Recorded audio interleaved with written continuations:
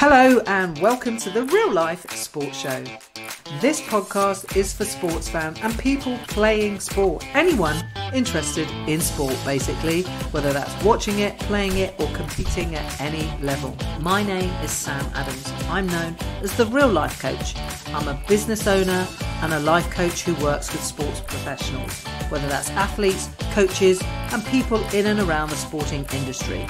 And I help those people live more expansively, authentically, so that they can enhance their performance, whether that's playing their game or living their real life. My background is business, really. I've been in business for over 20 years in property, and I've mentored in that industry and coached. And that led me into life coaching, and then that led me into working with people in sport. Basically, because I'm passionate about sport. In this podcast, we're going to be talking about the hot topics in sport. We're going to talk about the real life behind the scenes, what it takes to be a professional athlete. We're going to have the latest news. We're going to have some discussions. I'm also going to share with you my experiences of coaching elite athletes. We will have some amazing guests, and they will be talking about the glamour and the glory, the medals, the achievements, the titles. But we'll also go behind the scenes to find out what it really takes, the grit and the grind, what it takes to excel as an elite athlete. For yourself, the listener, what I promise you is that you're going to get some great takeaways and insight from these podcast episodes. Whether you're looking to achieve or improve your mindset, it'll help you with your personal development, and it will give you that extra bit of insight and what it takes to be a high achiever. Also, I'd love for you to do me a big favour when you get to the end of this episode, or any episode, is leave a review. Leave me a 5-star review and I will be eternally grateful. So here we go, the Real Life Sports Show. So welcome everybody to another edition of the Real Life Sports Show. Something a little bit different for you today, which I'm really excited about. Just before we head on there, just give myself a small introduction. My name is Sam Adams. You probably know that because you clicked on this podcast, aka the Real Life Coach. I work with sports professionals and high achievers, helping them connect with who they really are in order to bring out the best in themselves on and off the field or pitch or wherever they play their sport. I'm super passionate about the inclusion of women in sport and in the media and equal pay and all of those things that us women have to suffer those burdens about right now. But we won't go into all of that today. I'm really excited to welcome my guest today. Former chairman of Microsoft, worked for Microsoft for 22 years. I think about 8 of those as chairman. Now a global strategist, a best-selling author, and a coach to gold medal Olympic winners and more. So welcome, Jan Mühlfeit. I hope I've got the surname right again. That's okay. Yeah, it's a very, tough to pronounce it. Jan Mühlfeit is the right, Jan, but it's a German name, I struggle. After 59 years, I still struggle. So thanks, Sam, thanks, Sam, for having me. Thank you. I was just going to say, you're not 59. You look so good. Hey, my slogan for my life, 60 is new 40. Yeah. I don't know what I'm going to say when I'm 80, I know when I turned 50 a few years ago, I was like, no, the 50's a new 30. Exactly. And it's all about how you feel, right? Yeah, absolutely. Time was made up by man. It's just nonsense. It's chronological time. It's not biological age, Exactly. Well, Jan, I really appreciate you giving up your time. We were fortunate enough to meet in a clubhouse room where everyone seems to be spending a large amount of their time. And we're fortunate. Well, I feel very fortunate that I hosted a room with you around unlocking human potential last Sunday. So what I really, obviously, because this podcast is really about sport. It's about what it takes for an athlete to be elite, to be at the top of their game. And so that's really what I want to talk to you about. But of course, because you have been the chairman of Microsoft for Europe, we probably can't not get away with not even talking about that. So we'll do that towards the end, if that's okay with you. Sure, absolutely. So tell me, because before you joined Microsoft, and I might be wrong here, but you were a professional tennis player, right? Absolutely. I played for 10 years, like nationally. I play at that era, Ivan Lendl, Mečíř, that was another, at that time, Czechoslovakian player. So we've got some good, like Martina Navratilova, she's older than me, some good players. So, and I do sport whole my life. And, in tennis, what I learned, and then I use it in business, in life and in business and in tennis, you play till the last ball. That's number one, right? Yeah. Number two, you are on your own because, you are on your own at the tennis court. And then the third thing, those moments between the balls, which means like having a rest, is as much as important as, play those balls, right? Yeah. And then I spent 22 years in Microsoft and I learned a lot. I mean, obviously I was working with 10 years with Bill Gates, one of the top performers of the human history at all. So I know what is top performing. I was 4 years in a row, best performing manager, in fact, in the company, or my region was best performing region. But then I failed, basically. I was deeply depressed, 2011, 2012. And I learned so much how your brain works where you are on the top of the global economy. But when I was like more or less dying for 2 months, I was in the mental hospital for 3 months, 6 months, like out of the Microsoft. So I learned a lot about brain.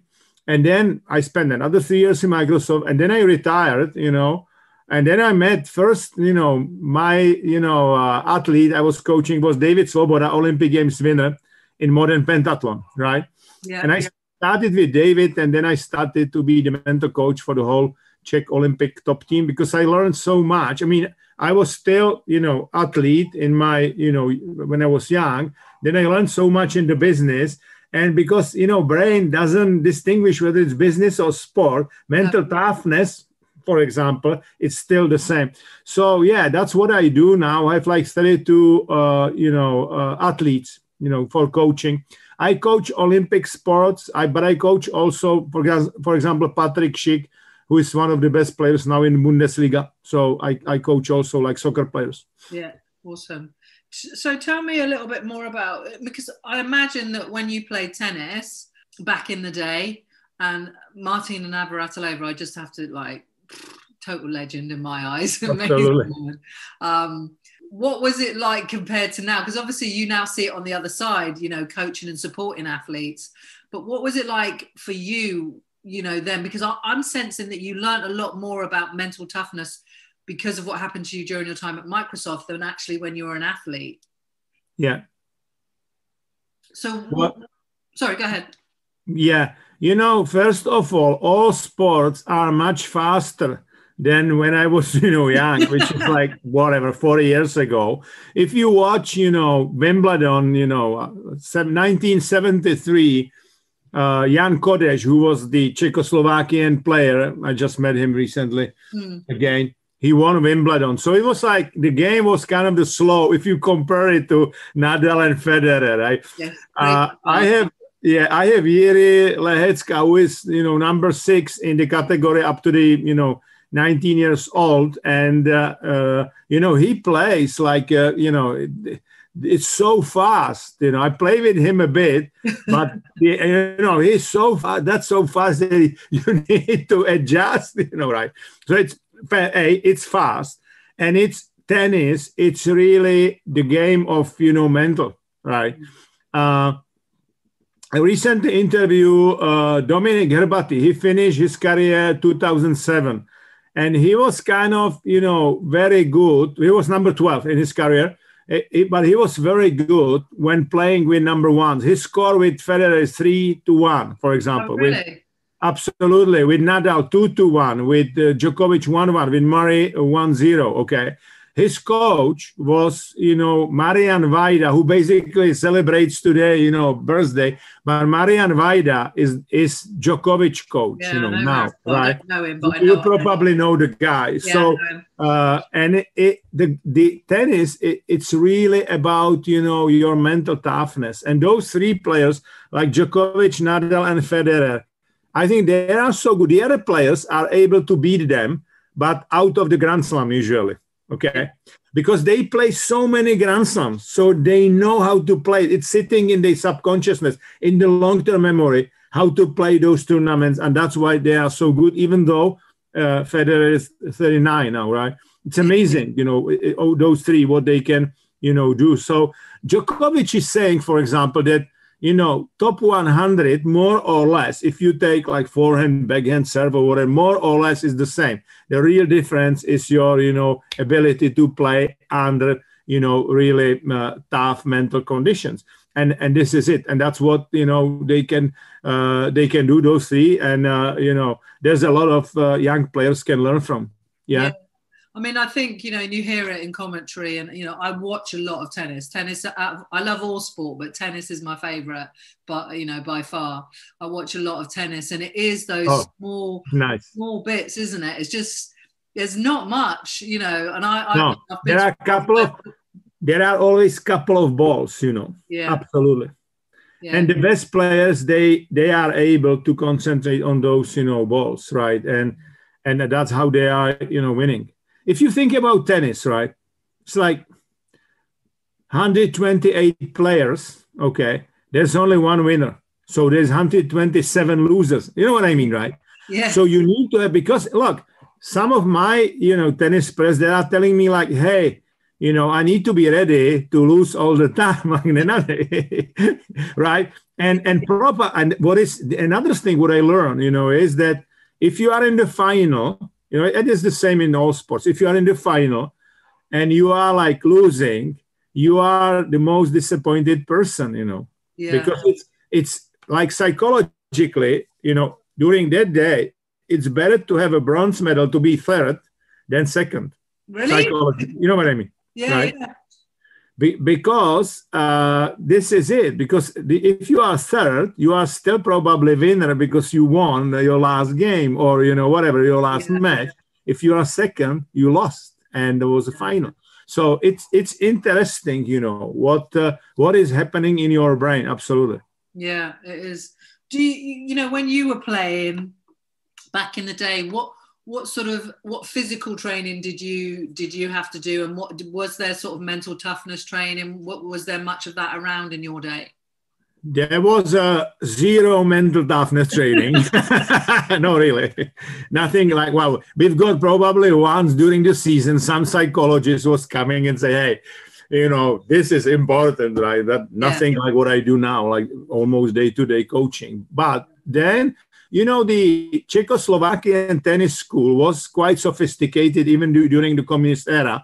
And it is still. We have a couple of women in first top 100. Men are not that great. We have only Vesely now in top 100, But I think we have a lot of promising, young guys. So we've got, it was interesting because, ice hockey is very traditional in Czechoslovakia at the time, now Czech Republic. So we've got it like, another sport, right? Because the ice hockey, it's different from tennis, but you move in the similar, way, right? Number one. And then number two, it's like, complementary to tennis. So usually what we were doing, we were like playing, very hard during the summer and the spring. And then during the winter, we train, there were some tournaments, but we were also playing ice hockey, right? And typically what would be like my day when I was like junior tennis player, we would train in the morning before the school, like for 2 hours, and that was tennis. Yeah. And then in the afternoon, we would have like, half an hour, 45 minutes, some physical exercise, maybe running, some, weights or whatever. Another 2 hours playing. So it was like 5 hours, together. More or less, I don't think that today players probably play, during the training days, 4 hours, 3.5, 4 hours, stuff like that, But where I think it's really very different now, it's recovery. Recovery in sport now, it's a real science, Yeah, right? it is. That's a huge thing, ice bath, massage, physio, everything, right? Yeah. So yeah, that's the sport is recovery more back in the day then. Well, the recovery would be like massage and some sauna, which is very popular, because we have sometimes in Czech we have tough winter. This winter was also relatively tough, so that's why sauna was good. No, today you have all, equipments, right? So it's uncomparable.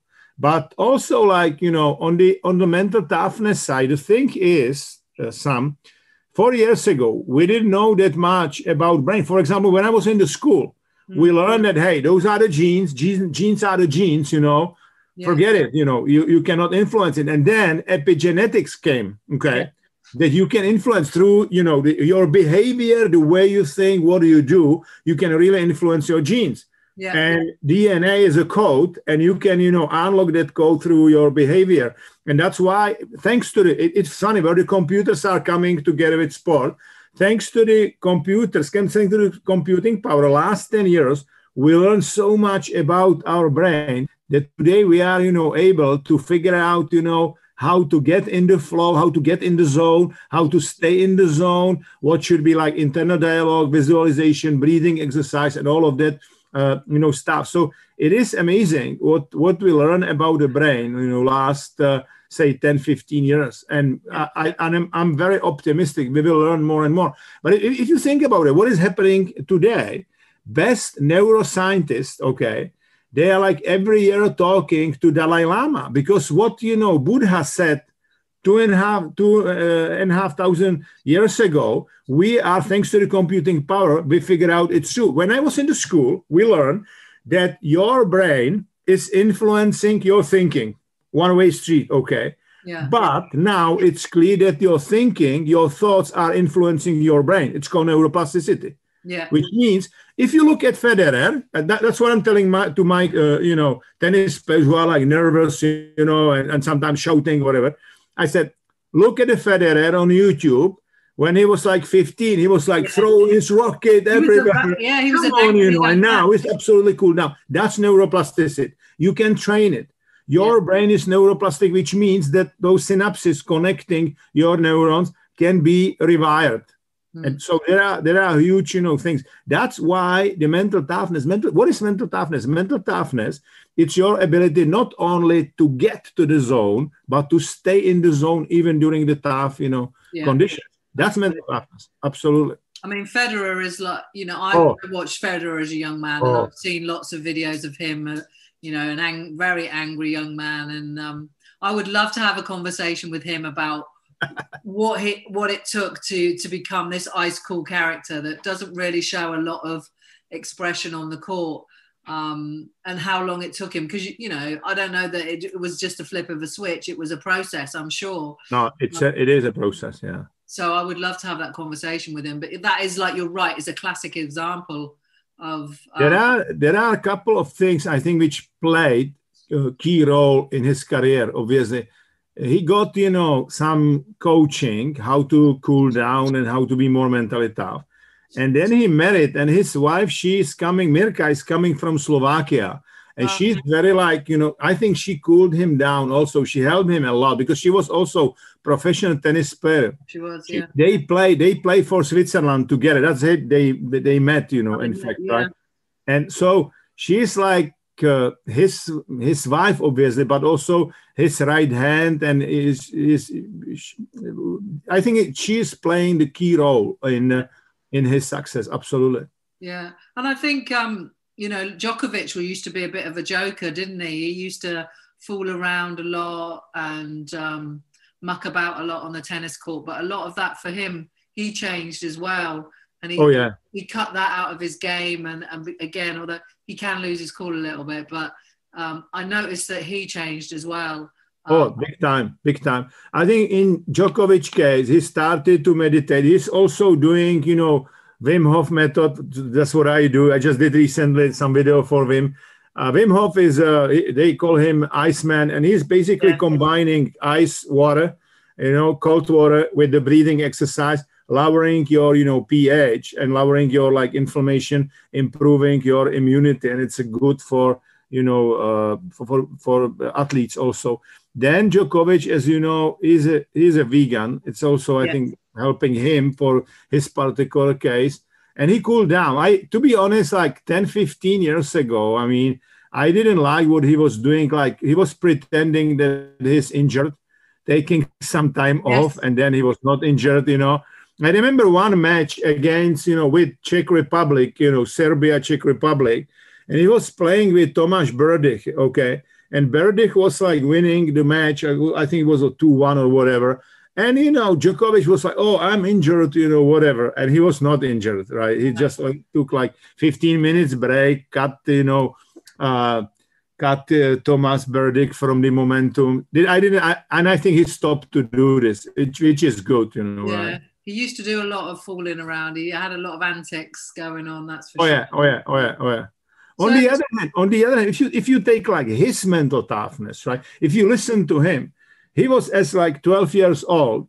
He was training, and like NATO was bombarding Belgrade. So for example, if I look at some YouTube videos, he's saying there, hey, I was training with my coach, and the coach said, half an hour from now, there's a bombing. We need to go and to the shelter, right? Yeah. So it is where the mental toughness is also created during those tough, times.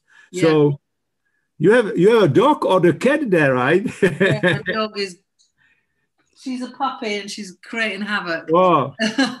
We have a Bichon. We have also Bichon dog, It's a small. Yeah, it's nice dog. Oh, nice. So tell me, obviously now you're coaching athletes, Olympic winners, which is amazing. Tell me a little bit about, maybe some of that, how that works, the methods that you use. Okay, Did perfect. you learn from, was it Microsoft stuff that led you on a journey to do that, and a little bit around that? Yeah, obviously, I've got a lot of experience from Microsoft and from my own life, because I was on the top and then I was depressed. And I created some models based on that. But then I've got some formal education. I, formally certified like 6 years ago. In London, there is a company called Mail Campbell, and there's all like international coach certifications, stuff like that. They are very close to Harvard, McLean, where I'm fellow at Harvard McLean International Coaching Institute. And then I was at the training with, online training with FC Barcelona and with people like Stephen Kotler, So I'm learning a lot, So yeah. Now how it works, okay? Give you one example with Patrick Schick, for example. Patrick came to me. In fact, I put, when Ronaldo was kicking penalty at the World Championship, I put something on Instagram, what is happening in his brain and stuff like that. So I got like in 1 hour 5,000 people watch it. But anyway, and Patrick came to me. They paid for him at that time. He was playing for AS Rome.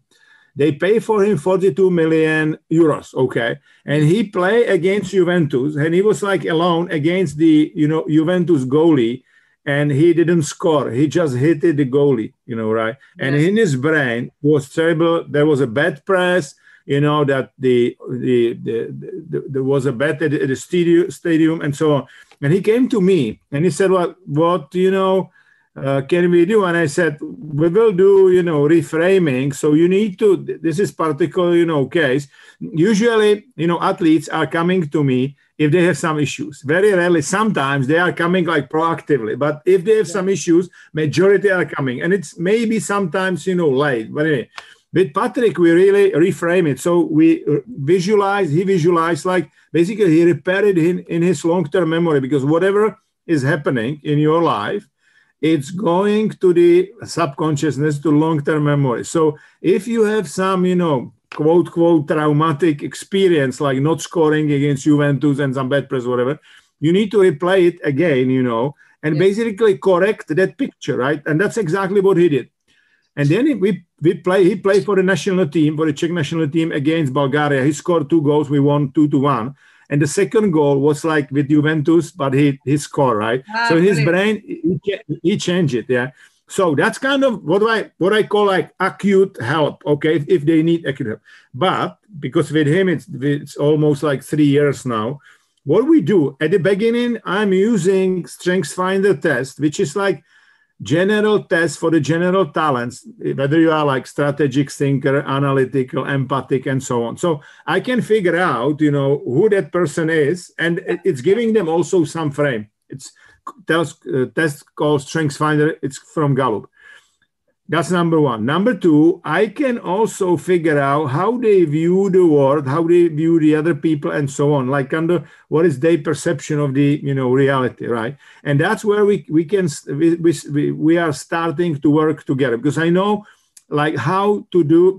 For example, with Patrick, he got one talent, relator, which is like empathic, but only you are empathical, but only towards the couple of people, not to everybody. So he needs to, like, if he's changing the club, he needs to get immediately and get some good relationship with the other people to play well, right? Yeah. So he is very sensitive to that.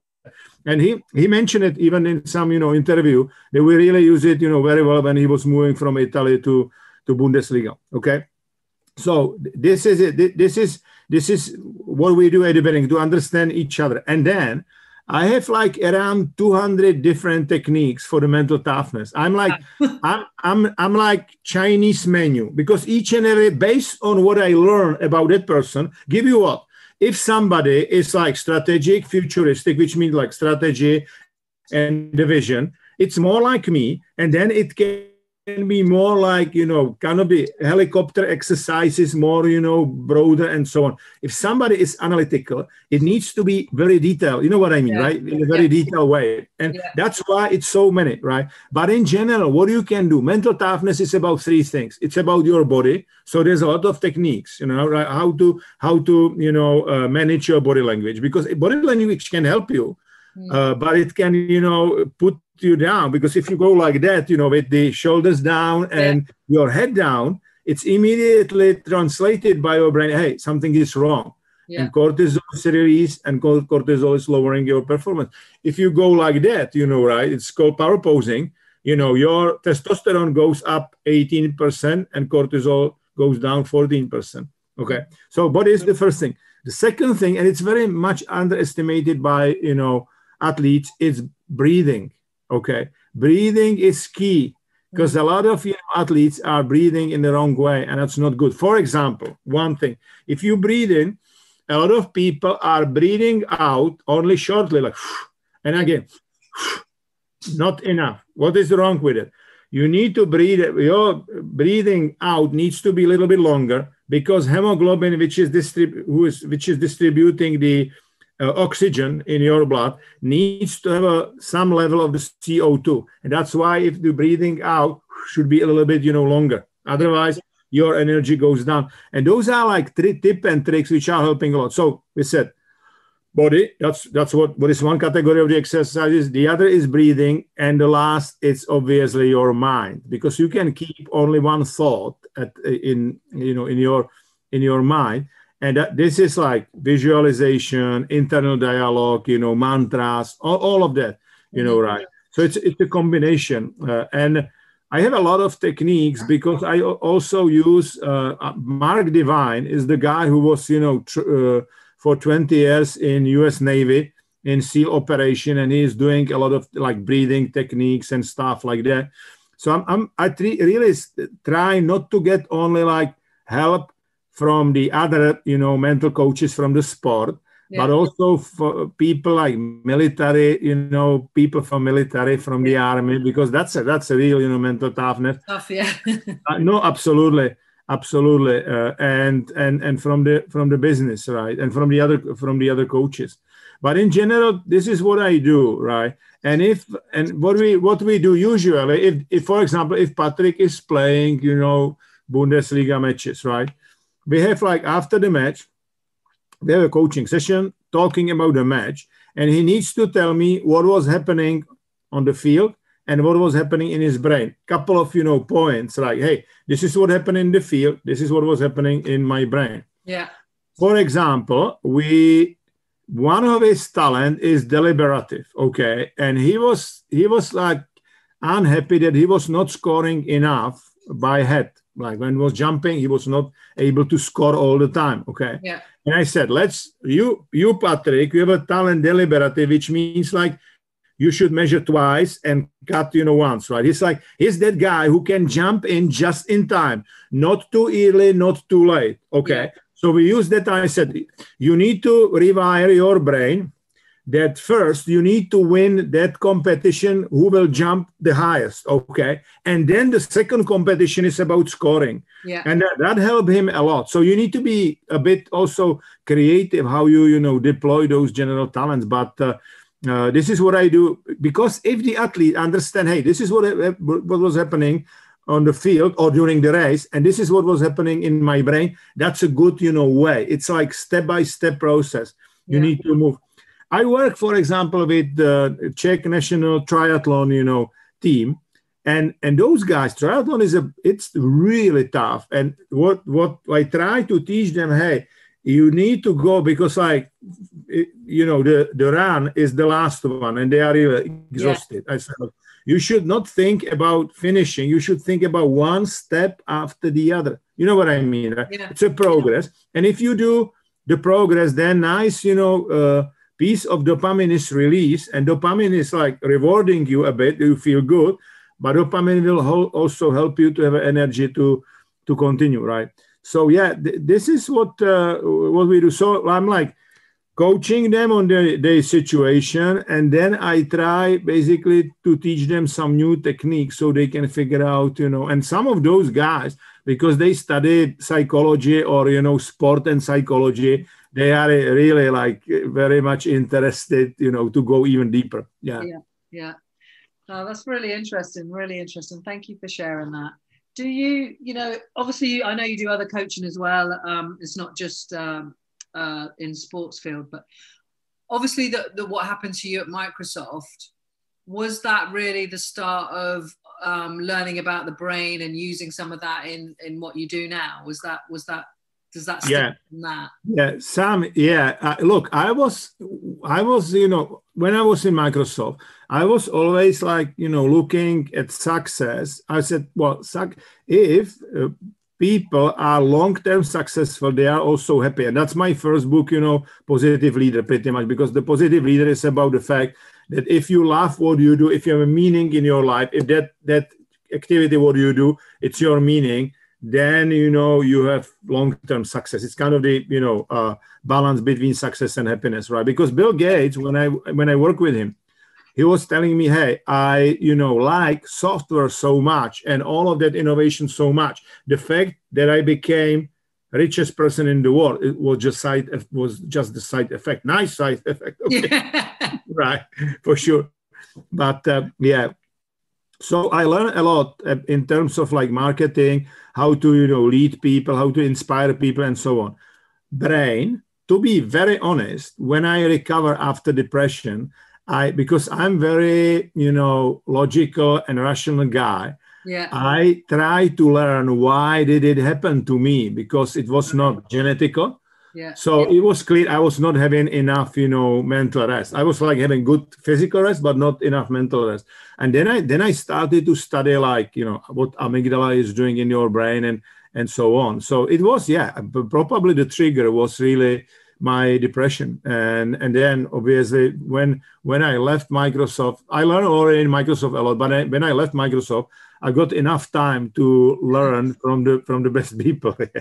So amazing. Yeah, absolutely amazing. Was it, was it a conscious decision to leave Microsoft and sort of pursue coaching and things like that? I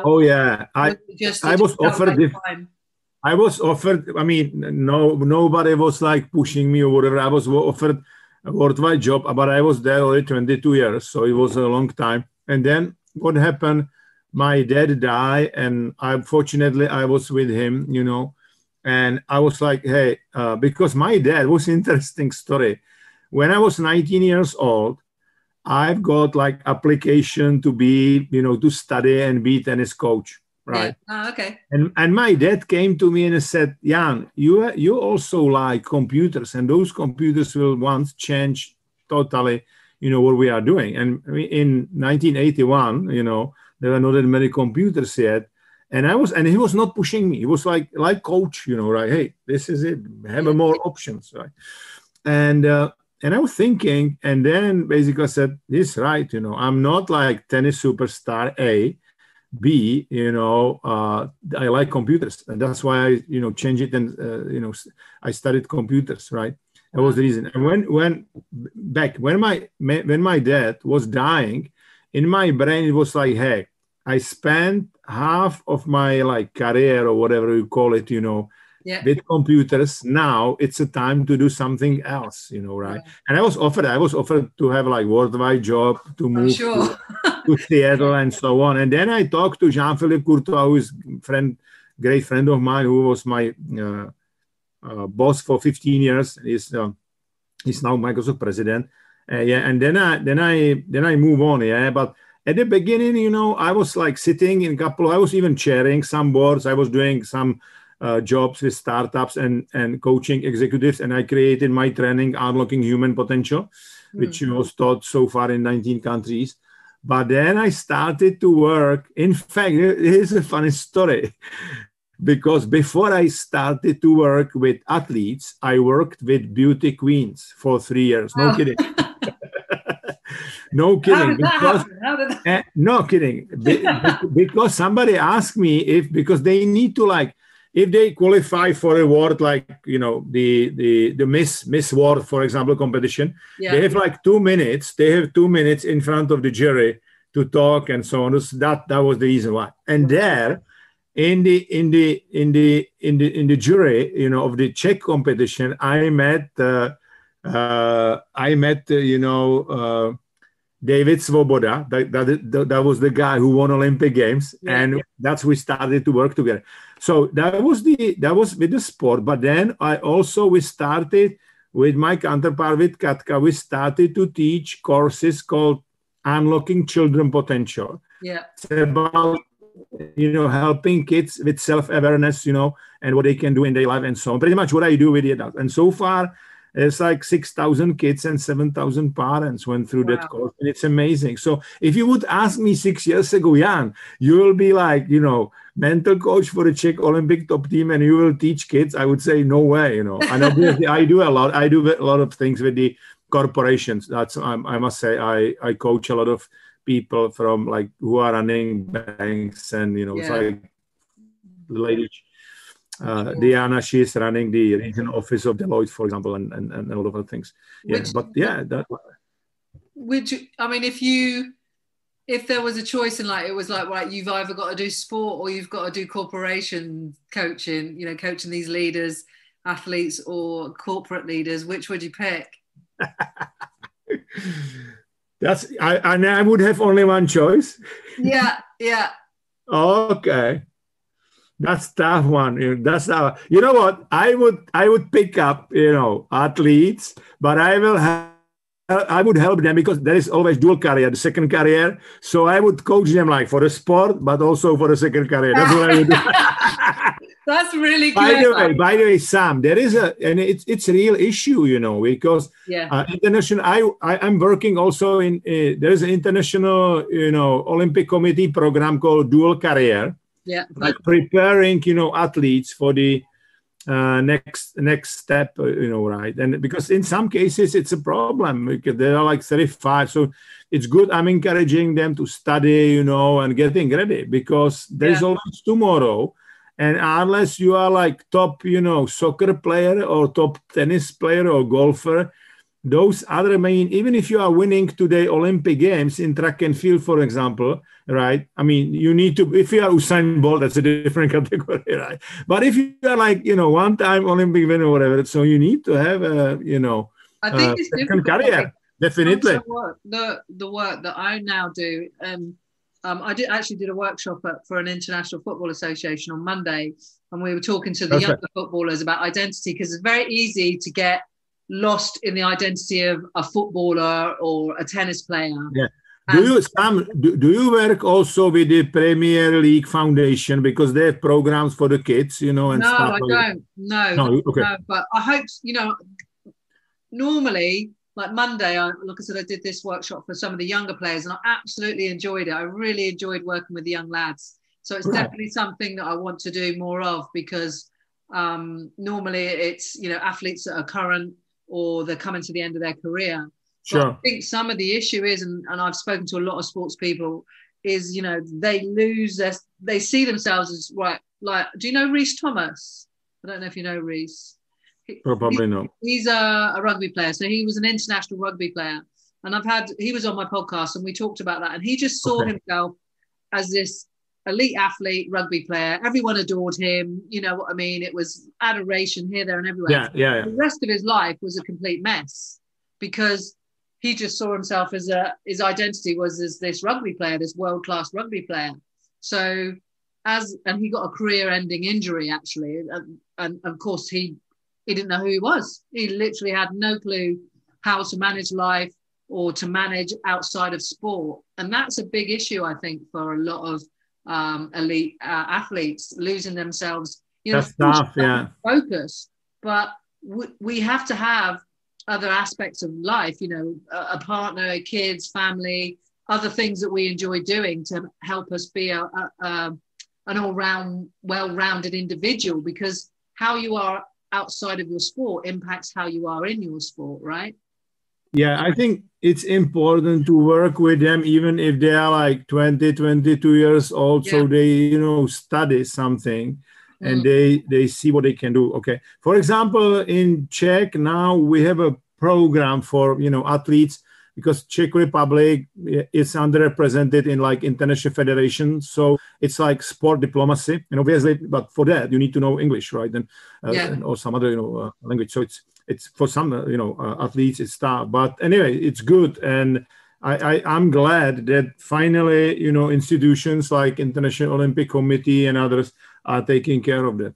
Yeah, absolutely. There does seem to be a lot more thinking around some of those areas, and it's super important. So yeah, it's really good to see that happening, and there's a bit more joined up thinking, as I call it.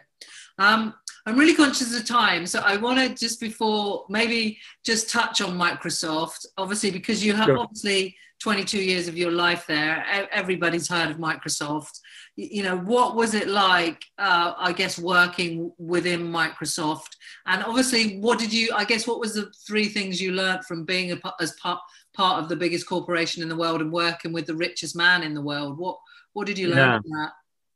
Look, during my 22 years, I think we changed the world, basically. When I came there was this, you know, vision, computer at every desk, you know, and today, you have many computers in your desk, you know, right? And we changed the world for the better. Obviously, there are other companies like Apple. Steve Jobs, unfortunately, is not anymore with us, but fantastic, you know, company and other folks like Google. It's a different, and then Facebook and others, you know, right? Mm-hmm. I think Steve Jobs and Bill Gates, they are really like different, you know, caliber guys, you know. In Microsoft, a couple of things which I really love, and what was also kind of from sport, you know, right? Number one, never give up. You know, Microsoft very rarely with the first version of the product would be like, you know, number one or whatever. But we never give up. We were like improving. It's what Carol Dweck calls, you know, growth mindset. That was it. I was in the growth mindset company for 22 years, and it's clear if you take Microsoft is a huge company, and if you take like how dynamically like was, you know, Microsoft stock, for example, growing, which means that there's a lot of, you know, good stuff happening in the company, a lot of good products, right? So never give up. That's one. Mm-hmm. The other one, and that's like from Bill, whenever, you know, I didn't know whether I should do it or not, you know, right? I was like hesitant. Bill Gates was always telling us, if you don't know whether you should do it or not, just do it. You know, you can always ask for forgiveness. Okay. So, and that's brilliant. That's a great thing. It's like safety net, if you will. That's the way how you work. I mean, you can, if you do like, look, when I was a top manager and I was doing 10 decisions, probably 7 were good, 2 were okay-ish, and 1 was a fuck up, you know, right? And you need to have somebody close to you who will, you know, tell you, hey, Jan, this is not good, you know, right? That's why feedback is important, you know. That's why I don't like if people are like, yes, Jan, no. You don't want to have a yes man. Argument is a great thing. We can still be friends like Sam and Jan, but we can have an argument. Absolutely. Argument is helping us to move ahead. Okay. That was the second thing. And the last point, which is quite interesting, and it's kind of, you know, maybe sounds contradictory. success is a very lousy teacher. That's what Bill Gates was always telling us. That you need to still be kind of the, a bit, aware what's going on around you. Yeah. Right. Because it's true, if you are, and, if you are not successful, if you made some mistake, there is a lot of, adrenaline release, and basically adrenaline say, hey, you need to pay attention. You need to pay attention. And in fact, today scientists figure out that, if you are making some mistakes, you are learning fastest, right? Yeah. This is it. The thing is, and that's what I realized, your subconsciousness, it's so important, because brain works like, okay, brain is not reacting, brain is predicting, okay? And which means basically your senses are, bringing you some experience, okay? Then the amygdala, the emotional part of the brain, which needs to control everything if it's, dangerous or not, is asking your subconscious, hey, what should we do? And then your brain is not reacting to the situation, but taking from your long-term memory very similar or maybe almost the same, experience from the past. Brain is budgeting energy for the whole, body. And this is what brain does, which means that your subconsciousness, your long-term memory is very important. This is why whatever you are putting there, it's important. If the good things are happening in your life, fine. You put it like, hey, I win, and you learn from that. But if there's some mistake, or especially in the sport, you lose, and you are still like, I should not have done that, it was bad. And it goes like in the circus. You suffer first when you lose the court or the, whatever, during the race. And you suffer second time whenever you remember that experience. Okay, That's bad. It's called post-traumatic stress disorder. You are stressful whenever you remember that experience. You can do it differently. What I call you need to accept what happened because it's in the past. You cannot change it. You need to learn from it. So you will not change, hey, I lost. Yeah. But you will change that, emotional surroundings. There will be no more fear or whatever around it. Okay. And you need to forgive yourself. And this is the way how you learn from your mistakes, and you can put the good stuff in your subconsciousness. If you are not able basically to accept that you lost, and there will be a lot of experiences like that, you will not be able to play in the zone for a long time, because whenever your brain will remember that, it will be like trauma, and immediately, that was the last time, and now I'm losing again, and it will go like the whole story, right? So, you need to be careful, and you need to be also careful with that internal dialogue. What you are it should be positive or at least neutral. You should not, there are players who are losing in the second round at the Grand Slam, saying hey, I don't like tournaments which are, longer than 1 week, which means those are all Grand Slams, right? Yeah. This is officially said at the press conference, and that's what you are putting in your subconsciousness. I hate it, right here. Yeah. Then whenever you are there in that situation, where it's a tough situation, your brain will not help you, will go against you, right? So absolutely. Yeah, that's brilliant, Jan. Do you know what? I could honestly talk to you for hours. It's just, you blow my mind with your knowledge and what you come out with. It's incredible. But I'm conscious of time, so I'm just going to finish up with one last question, really. Sure. And I guess it's just who you are outside of business and coaching. What do you like to do in your spare time? Who are you outside of business? Look, I'm the guy. I obviously got a huge career, no doubts. I fell down, I get up again, Yeah. But, I'm the guy who basically lived for 20 years in the village, right? So, hey, I was almost fired from the university. And the last point, my first job, I was a receptionist at the hostel, right? So I'm pretty much kind of the down-to-earth guy. I was economically independent when I was 36 years old, right? Yeah. So, right. So I'm pretty much down-to-earth, and I like sport so much, right? I really like it. So I move a lot, okay? And what I do a lot of things pro bono, right? If I invoice, prices are high, okay? Like corporation. But I work with the kids from foster homes, right? And with elderly people, for example, right? Doing some, presentations and speeches for them. And I really enjoy what I do because somebody asked me, what is my meaning? My meaning is to help other people, their own meaning, to find their own meaning in their life. And that's a huge meaning, right?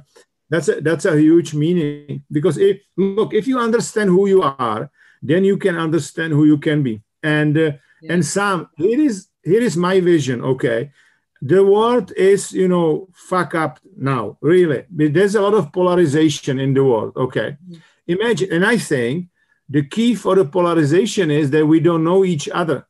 If we would understand each other much better, there will be much better world. So imagine, and the problem is, in my view, we are teaching people what is around them, while we are not teaching people what is inside them. Business schools where I'm, teaching, like in SEAT, Imperial College, having some presentation at Harvard or, MIT, they are teaching, profit. They are not teaching care. By care, I mean care about the other people, care about the planet, and so on. That's what we need to do. And imagine if people would be much more self-aware, because if you want to understand other people, you need to understand who you are to understand the other guy. This is it, right? So my goal, I think, and your goal and other people like us goal is to improve self-awareness, and we will have a better planet. I believe that, right? Yeah, I love that. Yeah. I work with people like Jim Clifton, who is the CEO of Gallup. He's a very good friend of mine. We just had a call 2 weeks ago. And Jim is the same blood group like me and you. And Gallup is doing, every 3 years, they do some research. And they figure out that there's only 16% people who are engaged in their jobs, who are self-actualized. So which means that 84% of the people, they do some jobs they don't like because they don't understand who they are, right? They just do the jobs, right? And that's what I did. Look, when I was with Microsoft, I basically we help people to figure out who they are. And then, that team, which was 10 years average or below average, suddenly was for 4 years best performing team in the world, because we took job description and we took, hey, this is who you are. This is your, test strengths finder. Let's marry those two. Let's figure out how we can use who you are in order to achieve what you want. And this is it. That's what we can do. Brilliant. I love that, Jan. And that resonates so much with the work that I do about, because as you know, I'm known as the real life coach, and it is about understanding who you are, so that you can be the best that you can be, so that I was lost as a human being, and that's why I do what I do, because I was just lost. And now I really understand who I am. And once I did that work on myself, life just got so much better. And that's what I want other people to feel, that feeling, but hopefully through sport. And I loved what you said. If you can understand who you are, you can understand who you can be. Who you can be. Absolutely love that quote, Jan. I've written that down. I'm going to put your name on it, because that's brilliant. Sure. No. Sam, here is the idea. How about if we do, room? I can invite you, now, and we do the room on self-awareness, and we can put there, if you understand who you are, right? Me and you, we can do. Let's do it. Let's do room on the self-awareness. Yes, I will ping you, some dates, whatever. Perfect. Yeah. Yeah, let's do it. Because self-awareness is absolutely key to being your best self. It is. Jan, it's been an absolute pleasure. Thank you so, so much. You've been listening to the Real Life Sports Show. I hope you found some value in this free podcast. If you have, then tell someone else about it. And while you're at it, why not leave me a 5-star review? Also, you can share it on your socials. You'll mostly find me on Instagram at Sam Adams Coach. Use the hashtag #RealLife. You can also check me out at my website, sam-adams.com. If you're interested in my coaching or have any comments at all, then just drop me a DM via Instagram and I will get back to you. I look at all my messages and I reply to every single one of them.